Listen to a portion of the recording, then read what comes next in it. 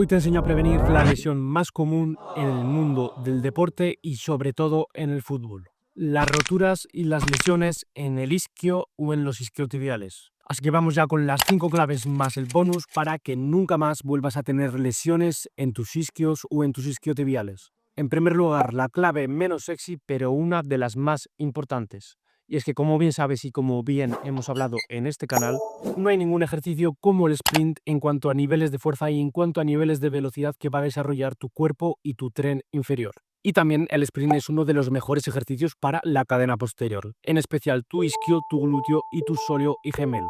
Por lo tanto, incluye sí o sí sprints tanto de corta distancia como sobre todo de larga distancia, ya que es ahí cuando más va a participar tu isquio. Y por supuesto, aparte de la distancia, también incluye variaciones como por ejemplo sprints en curva, sprints en S o en snake, sprints en línea recta, los sprints de arrastres o con trineo o con banda elástica, o incluso también con una pequeña bajada, una ligera cuesta que nos asista, es decir, que nos cueste menos levantar nuestro peso corporal, ya que la gravedad nos empuja hacia abajo, y así lograr esos 2 o 3 kilómetros por hora de velocidad extra, ya que la gravedad y la bajada nos asisten y por lo tanto alcanzaremos mayores velocidades o picos de contracción del isquio. Por lo tanto, incluye sí o sí sprints y sobre todo con tu peso corporal y en llano, pero que sepas también que puedes aplicar estas variaciones para que aumentes más los niveles de fuerza o los niveles de velocidad.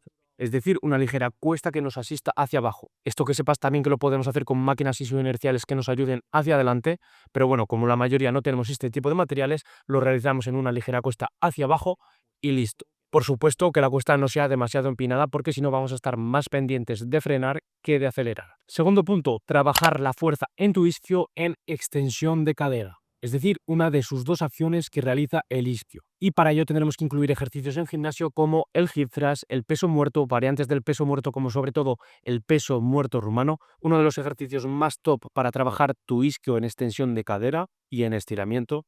O ejercicios también como el kettlebell swing, que es simplemente con una pesa, con una mancuerna, con una kettlebell, extender lo más rápido y lo más potente que podamos nuestra cadera. Tercer punto, y uno de los puntos que más gente olvida: trabajar el isquio en su otra función, la flexión de rodilla. Y comentar que si no incluyes ejercicios con flexión de rodilla, jamás vas a activar tu isquio de manera completa. Es decir, el isquio participa en lo que hemos dicho del punto anterior de extensión de cadera. Sí, muy bien, esto es lo que hace todo el mundo, pero comentar que el isquio al 100%, todas las fibras de tu isquio, todas las porciones de tu isquio se activan en flexión de rodilla y no en extensión de cadera. Aquí solo trabajamos un porcentaje del isquio. Por lo tanto, incluye sí o sí ejercicios dominantes de rodilla y sobre todo en estiramiento, como el curl slide, las caídas nórdicas o el curl nórdico, o si eres un poco más moñas, pues podemos realizar esta flexión de rodilla en máquinas.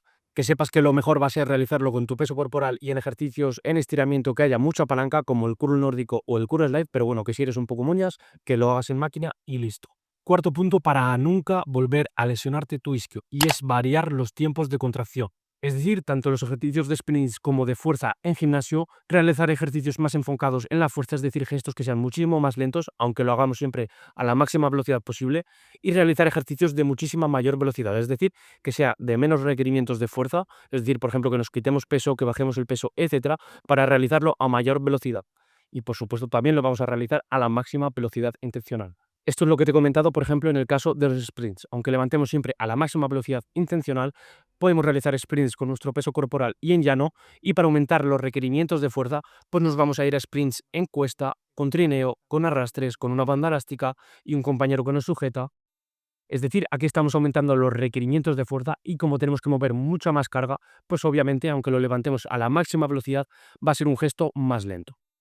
Y en cambio, para irnos a gestos más rápidos en el sprint, pues podríamos hacerlo con máquinas que nos asistan, que nos empujen hacia adelante, un compañero que nos empuje hacia adelante con una goma, o realizarlo en una ligera cuesta hacia abajo para que la gravedad nos ayude y nos quite peso corporal. Pues bien, aquí tendríamos los tres tipos de entrenamiento: con tu peso corporal pura potencia, más enfocados a la fuerza y más enfocados a la velocidad pura. Pues bien, comentar que en gimnasio deberemos realizar lo mismo. Da igual el tipo de ejercicio, que podemos enfocarnos más a la fuerza si aumentamos la carga, los kilos, el peso, etcétera, o la palanca, por ejemplo, en un curl nórdico. Y por supuesto, para enfocarnos más en la velocidad, pues quitaremos bastante carga y bastante peso. Y esto no quiere decir que haya un tipo de ejercicio mejor que otro. Deberemos combinar sí o sí tanto los ejercicios más lentos o enfocados en la fuerza, como los ejercicios más explosivos o más rápidos enfocados en la velocidad. Y esto es obligatorio sí o sí para prevenir lesiones en tu isquio, ser fuerte y ser rápido, aplicar esa fuerza rápido. Por lo tanto, si te dejas alguna de estas dos opciones, el trabajar la fuerza o el trabajar la velocidad, vas a estar comprando muchísimas papeletas para lesionarte tu isquio. Así que, por favor, combina los dos tipos de contracción. Y quinto y último punto, y uno de los más importantes, va a ser trabajar el isquio variando la longitud tanto de contracción como de estiramiento. Es decir, trabajarlo en contracción cuando está contraído este isquio y trabajarlo en el estiramiento cuando está en una posición desfavorable. Y aquí únicamente hay 4 opciones, 4 tipos de ejercicios que deberemos incluir. Ejercicios con flexión de rodilla y flexión de cadera, ejercicios con flexión de rodilla y extensión de cadera,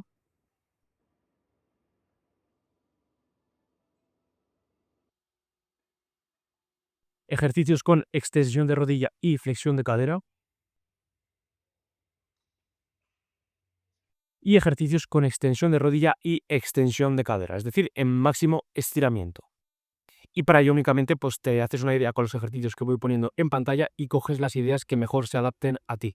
Combina estos 4 tipos de ejercicios, combina todo tipo de tiempo de contracción, tanto más de fuerza como más de velocidad, incluye sí o sí sprints e incluye, por supuesto, tanto ejercicios de extensión de cadera como, sobre todo, de flexión de rodilla. Bonus no solicitado por quedarte hasta el final de este vídeo. Y es que tengas en cuenta que los ejercicios excéntricos, es decir, en los que controlamos la bajada, van a generar muchísimo más daño muscular.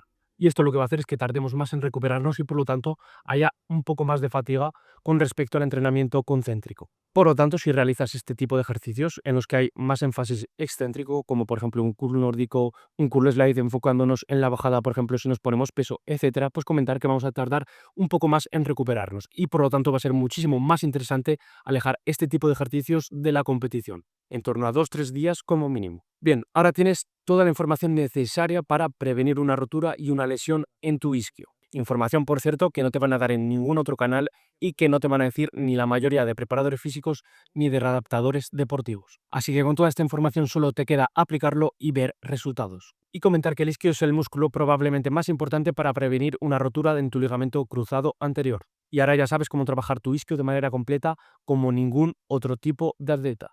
Pero si quieres saber cuáles son las otras 9 claves para prevenir una rotura en tu ligamento cruzado anterior y salvar tu carrera, pues te dejo este vídeo de aquí, en el que te cuento las otras 9 claves aparte del isquio más un bonus. Y si no te convence, pues que te suscribas por aquí mismo y si eso nos vemos en próximos vídeos.